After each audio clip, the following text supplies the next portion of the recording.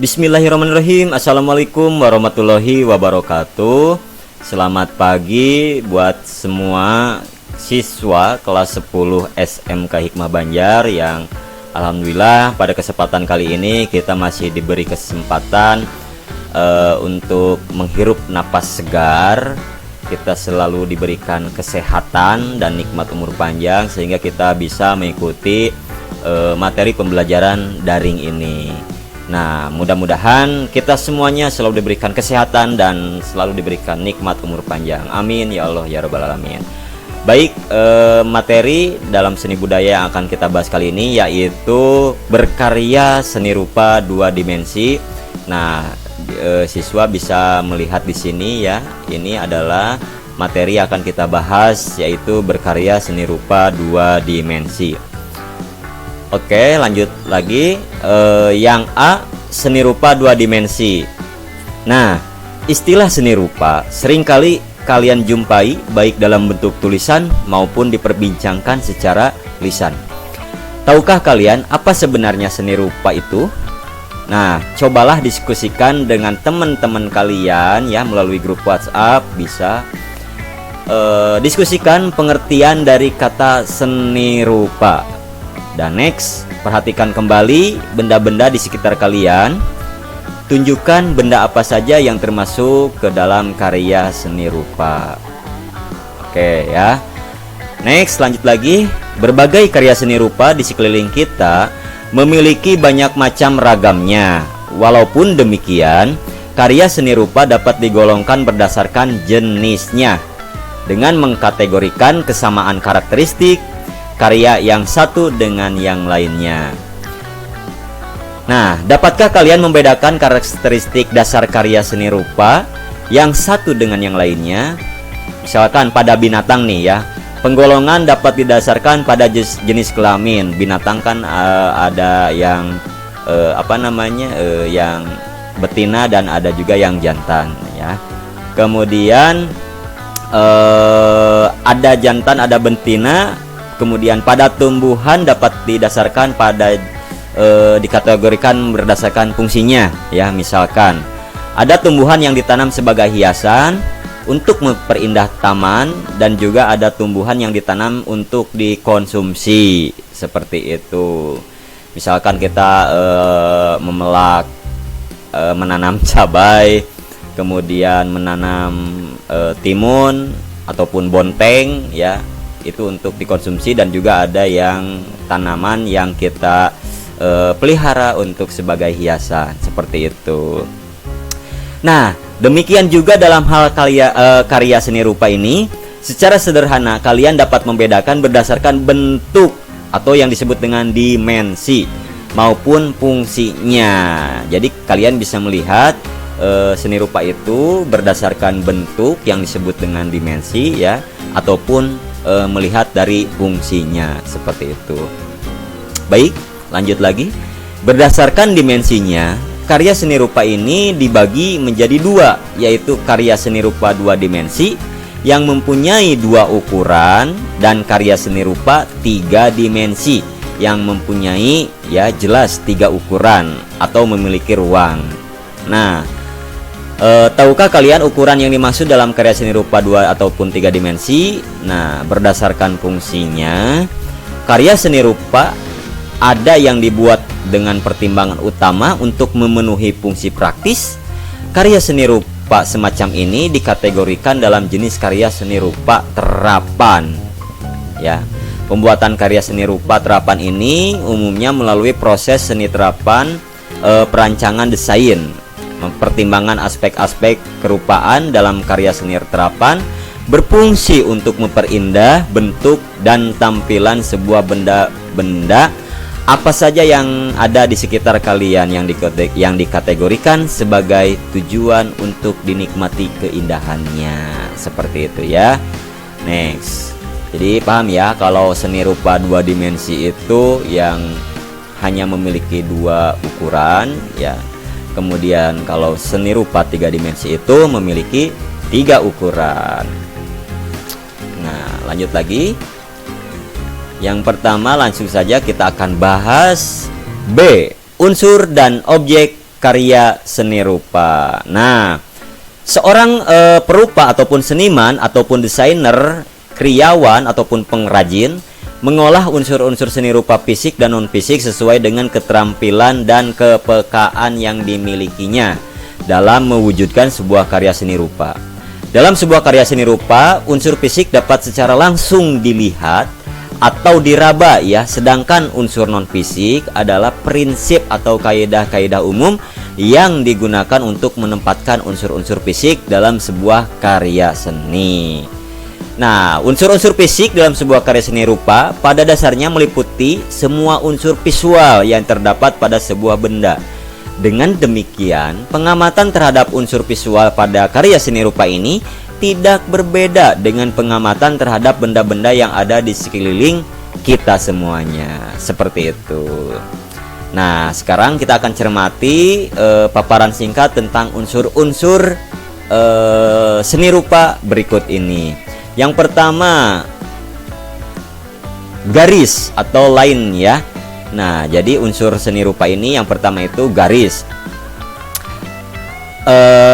Garis kita akan jelaskan. Garis adalah unsur fisik yang paling mendasar nih, yang paling penting dalam mewujudkan sebuah karya seni rupa ya. Jadi unsur yang sangat penting itu garis ya.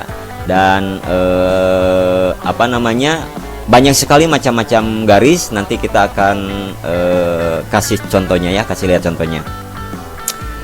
Oke, garis memiliki dimensi memanjang dan mempunyai arah serta sifat-sifat khusus seperti pendek, ada panjang, vertikal, horizontal, lurus, melengkung, berombak, dan seterusnya. Nah, kita akan kasih contoh dulu. Ini contoh garis.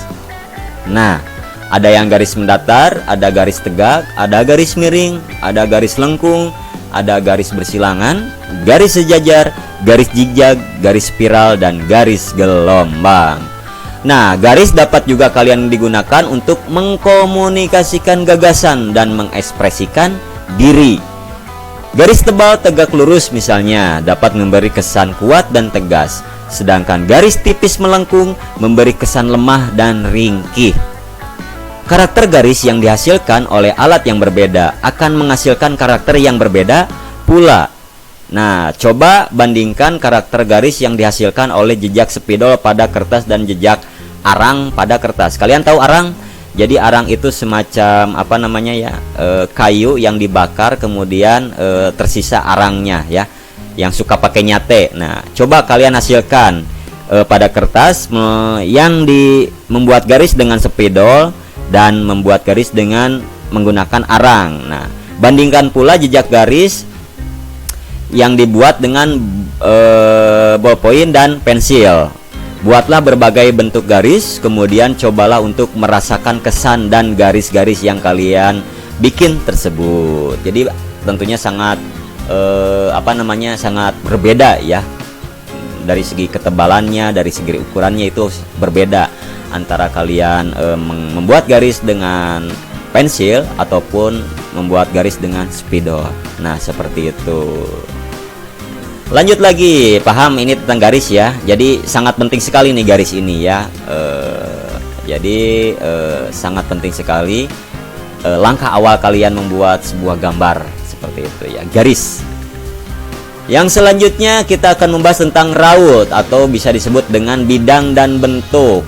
Nah, kita akan bahas dulu raut. Unsur rupa lainnya adalah raut yang merupakan tampak, potongan, atau wujud dari suatu objek. Istilah bidang umumnya digunakan untuk menunjukkan wujud benda yang cenderung pipih atau datar. Sedangkan bangun atau bentuk lebih menunjukkan kepada wujud benda yang memiliki volume. Ya, perhatikan gambar di samping ini ya, saya akan kasih lihat. Nah, seperti ini gambarnya. Tunjukkan mana unsur bidang dan mana unsur bentuk atau bangun. Bagaimana kalian membedakan wujud bangun dan atau bentuk dalam sebuah karya seni rupa dua dimensi? Nah, jadi kalian bisa melihat yaitu ada bangun ya. Kemudian ada juga bentuk. Paham nggak? Jadi yang ini misalkan ini kotak. Nah, ini merupakan bangun, gambar bangun. Nah, dan kemudian untuk bentuk ya seperti ini. Jadi di sini bisa kalian bedakan ada gambar bangun dan juga ada gambar bentuk seperti itu ya. Nah, kalian bisa lihat di sini gambarnya. Paham ya untuk gambar raut ya, yaitu bidang dan bentuk. Oke, kita lanjut kembali. Lanjutkan ke materi yang ketiga. Selanjutnya yaitu ruang. Nah, unsur ruang dalam sebuah karya seni rupa. Kita akan tunjukkan dulu unsur ruang. Nah, ini dia ya. Unsur ruang dalam sebuah karya seni rupa dua dimensi menunjukkan kesan dimensi dari objek yang terdapat pada karya seni rupa tersebut. Pada karya dua dimensi, kesan ruang dapat dihadirkan dalam karya dengan pengolahan unsur-unsur kerupaan lainnya, seperti perbedaan intensitas warna, terang, ataupun gelap, ataupun menggunakan teknik menggambar perspektif untuk menciptakan ruang semu atau khayal ya. Jadi kita bisa melihat di sini unsur ruang itu menunjukkan kesan dimensi dari objek yang terdapat pada karya seni rupa. Misalkan ini dalam sebuah ruangan ada lukisan, misalkan ada kursi, ada meja ya, terlihat sekali bahwa ini unsur ruang ini menunjukkan kesan dimensi dari objek yang terdapat pada karya seni rupa tersebut. Paham ya, ini adalah unsur ruang. Paham? Oke, next, lanjut lagi. Setelah paham, kita masuk ke yang keempat, yaitu tekstur ya. Nah, ini contoh tekstur. Bisa kalian lihat gambarnya. Tekstur atau barik ya, barik ya, BARIK. Barik adalah unsur rupa yang menunjukkan kualitas taktis dari suatu permukaan atau penggambaran struktur permukaan suatu objek pada karya seni rupa. Berdasarkan wujud tekstur dapat dibedakan atas tekstur asli dan tekstur buatan. Jadi ada yang asli, ada yang buatan. Tekstur asli adalah perbedaan ketinggian permukaan objek yang nyata dan dapat diraba. Sedangkan tekstur buatan adalah kesan permukaan objek yang timbul pada suatu bidang karena pengolahan unsur garis, warna, ruang, dan gelap terang. Seperti itu ya. Ini adalah gambar untuk tekstur. Lanjut lagi, paham tekstur. Selanjutnya ada warna. Ya, lanjut ke warna. Nah, ini warna. Warna adalah unsur rupa yang paling menarik perhatian. Menurut teori warna Brewster, semua warna yang ada berasal dari 3 warna pokok atau primer, yaitu merah, kuning, dan biru. Dalam berkarya seni rupa terdapat beberapa teknik penggunaan warna, yaitu secara harmonis, heraldis, murni, monokromatik, dan polikromatik. Nah, cobalah kalian mencari informasi tentang teknik-teknik penggunaan warna tersebut, bisa melalui Google dan lain sebagainya ya. Kemudian perhatikan gambar-gambar karya seni rupa di samping ini menggunakan gambar ya. Jadi gambarnya ini kalian bisa melihat ini ada warna merah, kuning, hijau, biru, ungu ya. Ini adalah unsur seni rupa yang sangat menarik sekali ya, sehingga menghasilkan suatu keindahan itu ada pada warna, unsur warna. Jadi kalau kalian menggambar kemudian kalian kasih warna, itu akan membuat sesuatu karya seni yang indah tentunya ya, bisa menghasilkan karya seni yang indah ataupun sangat enak untuk dipandang mata, seperti itu. Paham untuk warna ya, masa nggak tahu warna ya. Lanjut lagi, yaitu yang terakhir, yaitu gelap terang. Nah, gelap terang ini adalah unsur gelap terang pada karya seni rupa timbul karena adanya perbedaan intensitas cahaya yang jatuh pada permukaan benda. Misalkan di sini caang, di belakangnya gelap. Caang itu apa ya? Oh, terang. Di depan terang, di belakangnya itu gelap. Ini adalah teknik ataupun unsur gelap terang ya, yang timbul karena adanya perbedaan intensitas cahaya yang jatuh pada permukaan benda. Perbedaan ini yang menyebabkan munculnya tingkat nada warna atau value yang berbeda-beda. bagian yang terkena cahaya akan lebih terang, dan bagian yang kurang atau terkena cahayanya sedikit akan tampak lebih gelap. Nah, kalian bisa perhatikan objek gambar ini ya, menunjukkan unsur gelap terang ya. Bisa kalian lihat di sini Caang, di belakangnya Poek, seperti itu. Oke, paham ya sampai sampai sini paham. Jadi dalam unsur dan objek karya seni rupa ini ada garis, ada raut, ada ruang, ada tekstur, ada warna dan gelap terang. Dan kalau sudah paham, kalian langsung saja belajar untuk membuat sebuah gambar. Oh iya, sebelumnya kalian punya buku gambar gak? Kalau tidak ada buku gambar, kalian bisa membeli, bukan membeli, maksud kami kalian bisa menggunakan buku gambar yang bekas aja ya, yang karena kita pahami sekarang lagi ekonomi lagi susah, jadi jangan memaksakan untuk membeli yang baru. Kalau ada bekas SMP buku gambarnya, kalian bisa manfaatkan semaksimal mungkin, bisa di halaman tengah ataupun halaman belakangnya. Pak, abi mah buku gambarnya teu aya anu tilas SMP mah, nggak apa-apalah kalian menggambar di buku biasa saja ya, di kertas biasa saja. Nah, seperti itu. Jadi jangan memaksakan untuk membeli yang baru, karena situasi lagi sulit seperti ini. Kalian harus lebih kreatif lagi ya. Kalaupun tidak ada buku gambar, kalian bisa menggunakan buku gambar bekas SMP. Kalau nggak ada, kalian gunakan kertas buku biasa aja ya. Kalau tugasnya kalian silakan, saya pengen tahu dulu sejauh mana kreativitas kalian dalam menggambar ya. Silakan kalian gunakan teknik-teknik ini: garis, raut, ruang, tekstur, warna, gelap terang. Jadi pokoknya kalian silakan menggambar ya, dalam arti masih dalam batas ya, jangan sampai menggambarnya keluar batas. Contohnya jangan sampai drag ataupun rokok ataupun lain lah, jangan sampai menggambar hal-hal yang negatif. Kalian menggambar misalkan ada pemandangan, menggambar kursi, menggambar meja, menggambar buah-buahan dan lain sebagainya. Silakan kreatif kalian, tapi masih dalam batasan ya, jangan sampai keluar batas ya. Saya tidak merekomendasikan itu. Jadi tugasnya sekali lagi, silakan, saya pengen tahu dulu sejauh mana kalian kreativitas kalian dalam menggambar. Gunakan unsur-unsur ataupun teknik-teknik yang saya jelaskan tadi, yaitu garis, raut, ruang, tekstur, warna, gelap terang ya. Kemudian hasilnya kalian fotokan, kirimkan ke WhatsApp pribadi saya gambarnya, kasih nama dan kelas tentunya ya. Silakan, Pak, saya mah punya Pak, saya mah tegadu patlot gambarna wios ya, ku pensil ya, ku patlot ngagambarna ku patlot ya.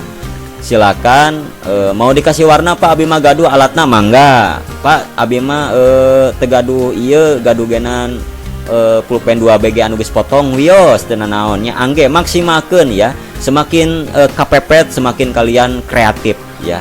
Oke, paham ya sampai sini ya. Oke, saya tunggu hasilnya hari ini ya. Untuk hasil gambar kalian, fotokan. Kalau sudah beres kalian foto, kemudian kirimkan melalui WhatsApp Japri ke saya ya. Oke, terima kasih. Mohon maaf atas segala kekurangan, dan saya tunggu hasil karya kalian. Saya ucapkan selamat belajar untuk menggambar ya. Terima kasih. Akhirul kalam, wabillahi taufik wal hidayah. Wassalamualaikum warahmatullahi wabarakatuh.